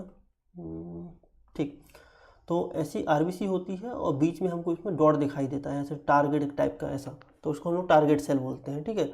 माइक्रोसाइटिक में आरबीसी छोटी हो जाती है, तो सही से मार्कर चलता नहीं है इसका, ठीक है। तो इसमें आरबीसी छोटी हो जाती है। और हाइपोक्रोमिया में क्या होता है, आरबीसी के अंदर जो फिल हीमोग्लोबिन होता है, जो आरबीसी के अंदर भरा हुआ होता है हीमोग्लोबिन, वो हीमोग्लोबिन भरा हुआ हीमोग्लोबिन हमारा कम हो जाता है। इंडाइसिस में हमने देख लिया कि एमसीबी हमारा कम हो जाता है, आरबीसी समान मात्रा में रहती है, आरबीसी में कोई दिक्कत नहीं जाती है। अब आयरन जब स्टडी हम लोग करते हैं तो आयरन स्टडी हमारी इस टाइप की देखने के लिए मिलती है। आयरन स्टडी में हमारा आयरन जो है वो नॉर्मल देखने के लिए मिलेगा, नहीं तो आयरन जो हमारा है बढ़ा हुआ देखने के लिए मिलेगा, ठीक है। अल्फा थैलेसीमिया में, बीटा थैलेसीमिया में भी ऐसे होगा, आयरन नॉर्मल देखने के लिए मिलेगा या फिर बढ़ा हुआ देखने के लिए मिलेगा। फेरेटिन लेवल भी हमको नॉर्मल देखने के लिए मिलेगा, नहीं तो हमको बढ़ा हुआ देखने के लिए मिलेगा फेरेटिन लेवल। आयरन और फेरेटिन दोनों में आयरन ही होता है, लेकिन फ़र्क इसमें यह है कि आयरन जो है वो है फ्री आयरन, ठीक है, बॉडी में, और जो फेरेटिन जो है डिपॉजिट ऑफ आयरन है, मतलब कि जो लीवर वगैरह में जो स्टोर हमारा आयरन होता है वो डिपॉजिट वाला आयरन जो होता है उसको हम फेरेटिन बोलते हैं, ठीक है। तो ये 2 टाइप के हमारे आयरन होते हैं, ऐसे हम लोग देख सकते हैं, और इनकी कंडीशन हमको इस टाइप की देखने के लिए मिलती है। तो बेसिक इससे आइडिया हमको लग सकता है आयरन की स्टडी, सीबीसी की स्टडी और पेरिफेरल ब्लड इसमें देख के कि हो सकता है इसको थैलेसीमिया हो, लेकिन यहाँ पे हम कन्फर्मेशन नहीं कर सकते हैं उसको, है ना, कि थैलेसीमिया होगा। कन्फर्मेशन कैसे होगा, कन्फर्मेशन होगा जब हम लोग हीमोग्लोबिन इलेक्ट्रोफोरेसिस करेंगे। तो हीमोग्लोबिन इलेक्ट्रोफोरेसिस कर सकते हैं हम लोग, या फिर हम लोग कर सकते हैं HPLC इसका, है ना। तो जब HPLC या फिर हीमोग्लोबिन इलेक्ट्रोफोरेसिस करते हैं तो हमको एक्चुअल परसेंटेज ऑफ हीमोग्लोबिन पता चलता है कि एक्चुअल परसेंटेज ऑफ हीमोग्लोबिन में कौन कौन से हीमोग्लोबिन कितनी मात्रा में प्रेजेंट हैं, ठीक है। तो अगर हमको पता चल जाएगा कौन सा हीमोग्लोबिन कितनी मात्रा में प्रेजेंट है तो हम उसको बोल सकते हैं कि उसको थैलेसीमिया है, कि उसको हमारा सिकलिंग है, कि उसका हीमोग्लोबिन नॉर्मल है, कि उसको कोई दिक्कत नहीं है करके, है ना। तो हमने साइड में कुछ ग्राफ बनाए हुए हैं, एक बार उसको कल हमने इसी ग्राफ को दिखाया था सिकलिंग के टाइम पे। आज हम लोग इसी ग्राफ को देख लेते हैं कि थैलेसीमिया के केस में भी, क्योंकि इसमें थैलेसीमिया के बारे में भी है ना हमारा। तो यहाँ पे हम लोग देखते हैं कि अगर से किसी कोई व्यक्ति नॉर्मल है तो नॉर्मल में क्या होता है, जब हम लोग हीमोग्लोबिन के वेरिएंट पढ़ रहे थे तो हमको पता था कि HbA जो है सबसे ज़्यादा मात्रा में पाया जाता है, लगभग 92 से 94%, ठीक है। HbF तो 2 से 3% के आसपास पाया जाता है, HbA2 पाया जाता है थोड़ा सा, और बाकी कुछ अदर प्रोटीन्स होते हैं। तो मैन हमारा HbA सबसे ज़्यादा मात्रा में पाया रहता है नॉर्मल व्यक्ति के अंदर। अब बीटा थैलेसीमिया किसी को ट्रेट अगर से है, तो अगर से ट्रेट है अगर से, तो ट्रेट के टाइम पे क्या दिक्कत होगी कि उसका HbA रहेगा तो, लेकिन थोड़ा सा कम होगा, मतलब वो 90 से लगभग हो सकता है 80 के आसपास हो जाए, लेकिन HbA2 हमको थोड़ा सा बढ़ा हुआ देखने के लिए मिलता है। अगर किसी को ट्रेट है अगर से, तो है ना, ट्रेट अगर से है तो हमको HbA2 हमको बढ़ा हुआ देखने के लिए मिलेगा। और अगर से थैलेसीमिया मेजर है तो HbA2 के साथ हमको HbF बढ़ा हुआ देखने के लिए मिलता है। HbF अगर बढ़ा हुआ देखने के लिए मिलेगा तो हम बोलेंगे उसको बीटा थैलेसीमिया मेजर है करके, है ना। यहाँ पे हमको मेजर देखने के लिए मिलता है। आगे चलते हैं हम लोग, तो ये हमारा थैलेसीमिया के बारे में बात हुई कि HbA2 और HbF अगर बढ़ता है तो हम उसको बोल सकते हैं कि उसको थैलेसीमिया है, ठीक है, बीटा थैलेसीमिया के केस में। अब अल्फा थैलेसीमिया के केस में क्या होता है, जीन डिलीट हो जाता है, तो क्या होता है कि इसमें जो है हमारा नॉर्मल हीमोग्लोबिन कम हो जाता है, HbA जो हमारा है वो हमारा कम हो जाता है। तो इलेक्ट्रोफोरेसिस हम देखते हैं कि HbA जो हमारा है इसका परसेंटेज कम हो रहा है करके, और बाकी चीज़ मतलब HbA अगर कम होगा तो जनरल सी बात है कि अगर से तीन चीज़ें अगर से हैं ब्लड के अंदर, तो अगर एक चीज़ कम होगी तो दूसरे का परसेंटेज हमको दिखने लगेगी थोड़ा सा ज़्यादा हो रहा है करके। तो इस टाइप से हमको HbA2 HbF भी थोड़ा थोड़ा हमको ज़्यादा देखने के लिए मिलते हैं इसमें, लेकिन उसके हम लोग स्लाइड अभी देखेंगे जब हम लोग डिस्कशन करेंगे कि इसमें HbA जो है हमारा अल्फा थैलेसीमिया के बारे में हमने इसमें स्लाइड नहीं लगाई है। जब हम लोग अभी डिस्कशन करेंगे तो अल्फा थैलेसीमिया के बारे में भी हम लोग उसके पैटर्न्स उसके देखेंगे कैसे दिखाई देते हैं, ठीक है। चलो, तो ये हमारा हो गया कि इलेक्ट्रोफोरेसिस में हमको बीटा थैलेसीमिया में कौन कौन सी चीज़ें देखने के लिए मिलेंगी। और दूसरा हमारा होता है मॉलिक्यूलर लेवल पे हमको कैसे पता चलेगा किसको थैलेसीमिया है कि नहीं है।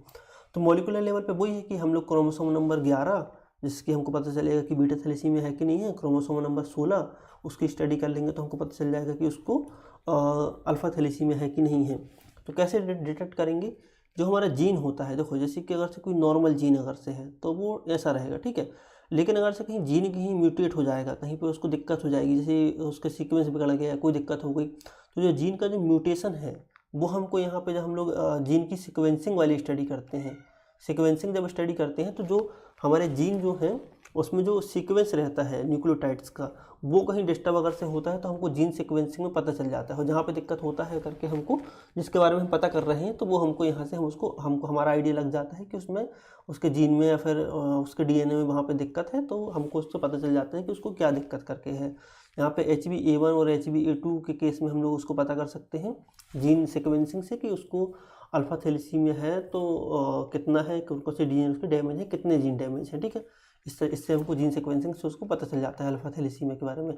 बीटा थैलेसीमिया के बारे में पता चल जाएगा, और उससे हम उसको क्रोमोसोम नंबर 11 के बारे में हम लोग इसमें देखेंगे अगर से, तो ठीक है। इसमें क्रोमोसोम नंबर हम लोग 16 के बारे में बात कर रहे हैं। तो ये बेसिक वो कन्फर्मेटरी के लिए हम लोग इलेक्ट्रोफोरेसिस करते हैं, HPLC करते हैं। इसमें HbA2 और F बढ़ा हुआ देखने के लिए मिलता है। जीन सीक्वेंसिंग से हमको जीन्स के बारे में स्टडी करते हैं हम लोग। जीन्स के बारे में ज़्यादा डिटेल में नहीं पूछा जाएगा, सिर्फ ये पूछा जाएगा अगर हम लोग एग्जाम के बाद पॉइंट ऑफ व्यू से बात करें तो हमको कौन से जीन में डिफेक्ट होता है और कैसे हम पता कर सकते हैं, है ना। तो ये सब इतनी चीज़ें याद रखें। जीन के नाम याद रखना है कि HbA1 और HbA2 में डिफेक्ट होता है अल्फ़ा थैलेसीमिया में, और HbB में हमारा डिफेक्ट होता है बीटा थैलेसीमिया में। तो ये हमको इतनी चीज़ें बस ध्यान रखनी है यहाँ पे जीन्स के पर्सपेक्टिव से देखा जाए। तो किसी का मन करे और डिटेल में पढ़ने का तो फिर पढ़ लेना, और डिटेल में अगर से कहीं से निकाल के पढ़ सकते हैं। तो बाकी तो फिर इससे ज़्यादा डिटेल में तो पढ़ने की ज़रूरत नहीं है अपने पॉइंट ऑफ व्यू के हिसाब से, और अगर से किसी को रिसर्चेस वगैरह करनी है तो और डिटेल में पढ़ सकते हैं, ठीक है। मैनेजमेंट की बात कर लेते हैं। अगर किसी को थैलेसीमिया है अगर से, तो हम लोग उसको कैसे उसको मैनेज करेंगे। तो अगर से किसी को बीटा थैलेसीमिया मेजर अगर से किसी को है, बीटा थैलेसीमिया मेजर वगैरह, तो उसको रेगुलर बेसिस पे उसको ब्लड ट्रांसफ्यूजन करना पड़ता है, क्योंकि ब्लड की उसकी कमी हो जाती है। हमको मेंटेन रखना पड़ता है ब्लड 9 से 10 के बीच में, ठीक है। 9 से 10 के बीच में मतलब कि 9 से कम नहीं होना चाहिए हमारा ब्लड, जिससे कि उसकी बॉडी का जो नॉर्मल ग्रोथ है या सारी चीज़ें हैं वो सही तरीके से हो सकें, वो प्रॉपर तरीके से उसको दिक्कत ना हो, कोई कॉम्प्लिकेशंस वगैरह ना हो। अगर कम हो जाएगा, मान लो 6, 7, 5 हो गया, तो फिर वो बाकी चीज़ों में इफेक्ट पड़ने लगता है। प्रॉपर तरीके से उसकी ग्रोथ नहीं होगी, अलग अलग सिम्टम्स दिखाई देंगे उसकी बॉडी में। और हमको ब्लड ट्रांसफ्यूजन के साथ साथ एक इस बात पर ध्यान रखना पड़ता है कि आयरन ओवरलोड ना हो उसकी बॉडी के अंदर। अब क्या हो कि आरबीसी बार बार टूट रही हैं, तो आरबीसी से तो आयरन निकल ही रहा है, तो बार बार ब्लड ट्रांसफ्यूज तो कर दोगे उसको, ब्लड को तो रिप्लेस कर दे रहे हो, लेकिन जो आयरन बॉडी के अंदर जमा हो रहा है अलग अलग हिस्सों में, जैसे कि आयरन जमा होता है उसका स्प्लीन में जमा होता है, एंडोक्राइन ग्लैंड्स में जमा होता है, जैसे थायराइड ग्लैंड हो जाती हैं, नोट्स वगैरह, तो इन सब में आयरन डिपॉजिट होने लगता है। तो अगर आयरन डिपॉजिट हो जाएगा तो क्या होगा कि जो ऑर्गन है प्रॉपर तरीके से काम नहीं कर पाएंगे। अब ऑर्गन प्रॉपर तरीके से अगर काम नहीं करेंगे तो फिर ऑर्गन फेल्यूर भी हो सकता है हार्ट फेल हो जाए, हो सकता है उसका लीवर फेल हो जाए। तो भाई अगर ऑर्गन फेल्यूर हो जाएगा तो फिर तो डेथ हो ही जाएगी ना उसकी।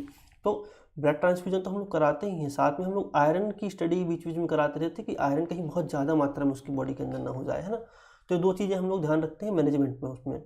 दूसरा होता है आयरन चेलेटिन थेरेपी। आयरन चेलेटिन थेरेपी में क्या होता है उसका कि आयरन अगर ओवरलोड अगर उसका हो गया है तो उसको हम लोग डी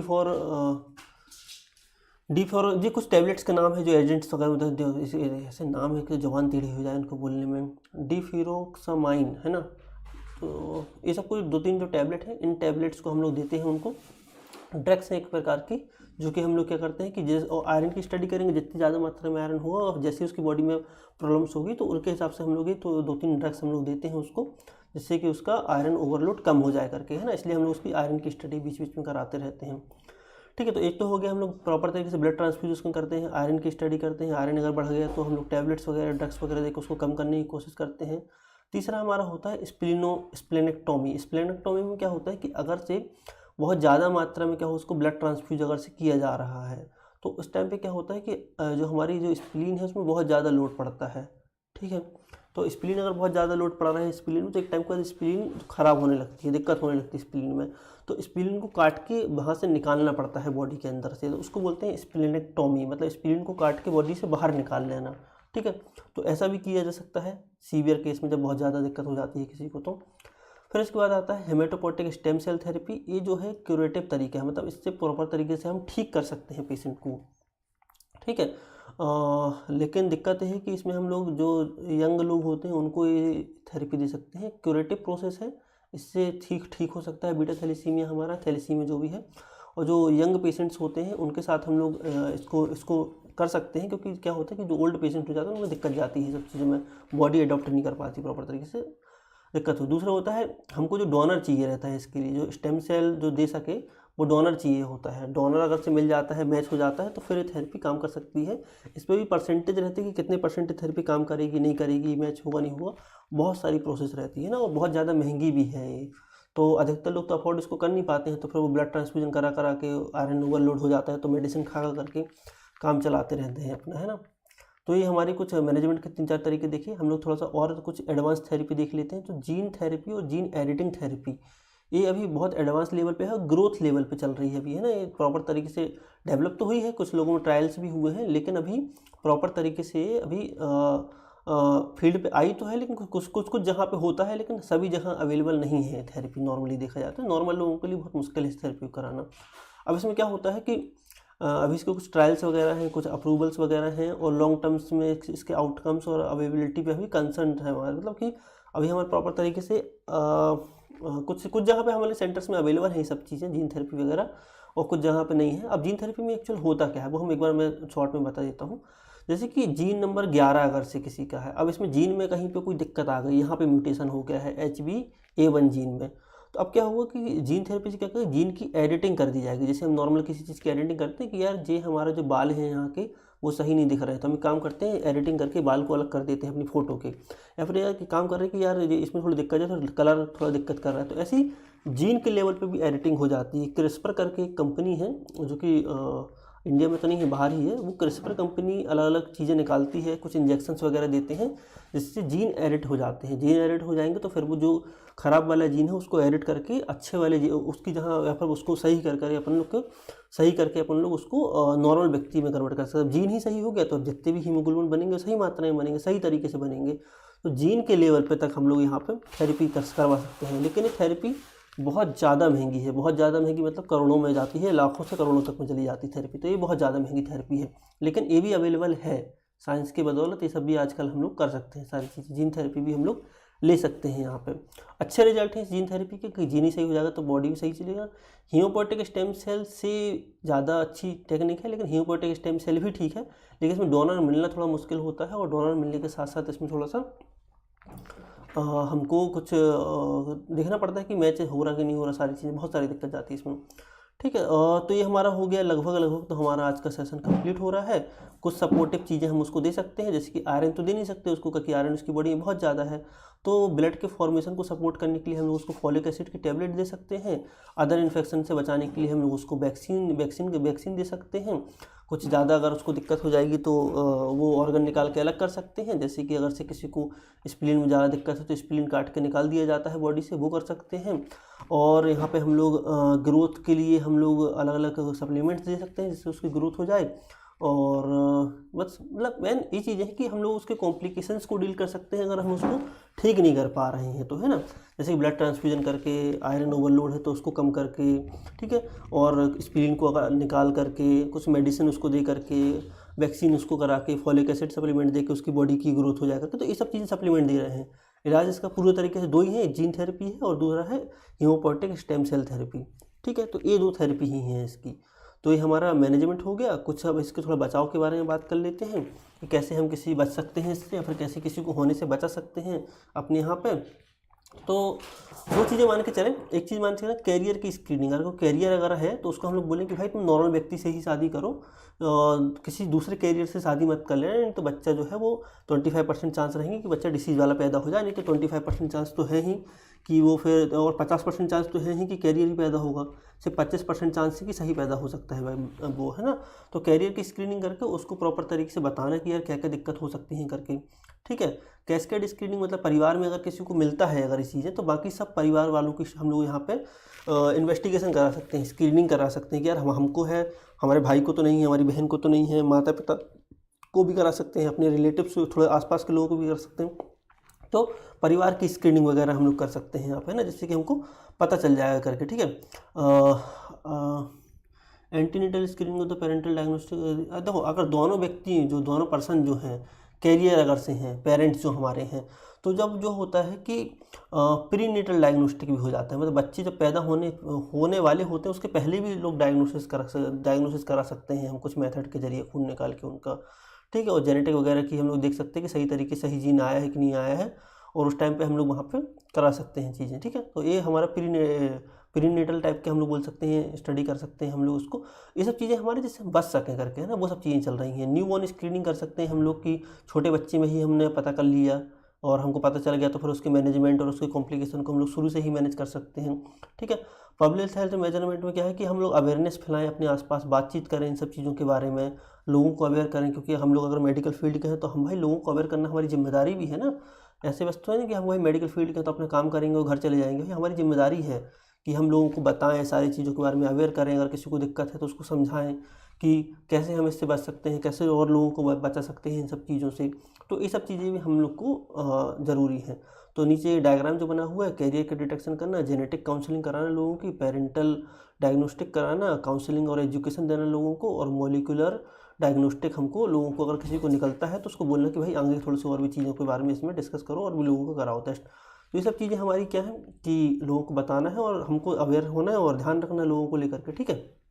तो आज की क्लास हम लोग यहाँ पे एंड करते हैं। मैं अभी लिंक शेयर कर रहा हूँ कमेंट बॉक्स में, और हम लोग ग्रुप में लिंक डाल देते हैं, तो हम लोग इसके बारे में डिस्कस कर लेंगे। बहुत सारे कन्फ्यूजन बहुत सारे लोगों के होंगे, मैं समझ रहा हूँ बात को लेकर, लेकिन हम लोग उस बारे में कर लेंगे, कोई दिक्कत नहीं। सारे कन्फ्यूजन हम लोग गूगल मीट की भी लिंक डाल दे रहा हूँ, ग्रुप पे शेयर कर दे रहा हूँ, इसके कमेंट बॉक्स में डाल दे रहा हूँ, तो वहाँ से सब लोग गूगल मीट पे भी ज्वाइन हो जाएँ हम लोग, ठीक है। तो उससे ऐसा रहेगा कि चलो कि हम लोग अदर चीज़ों के बारे में भी डिस्कस कर सकते हैं, एमसीक्यू सॉल्व कर लेंगे, कुछ एमसीक्यू ग्रुप पे भी डाल देंगे, ठीक है। तो आज के लिए थैंक यू आप सभी लोगों का इसमें जुड़ने के लिए। सब लोग वापस से उस वाले ग्रुप में जुड़ें जो हम लोगों ने अभी गूगल मीट पे क्लास चलाई हुई है, तो उससे क्या हुआ हमारा कि सबके जो क्वेश्चन और सारी चीज़ें हैं वो क्लियर हो जाएंगी करके, है ना। यहाँ से स्ट्रीमिंग स्टॉप करते हैं और हम लोग मिलते हैं गूगल मीट पे अभी तुरंत 1 मिनट के अंदर 2 मिनट के अंदर, ठीक है। चलिए धन्यवाद।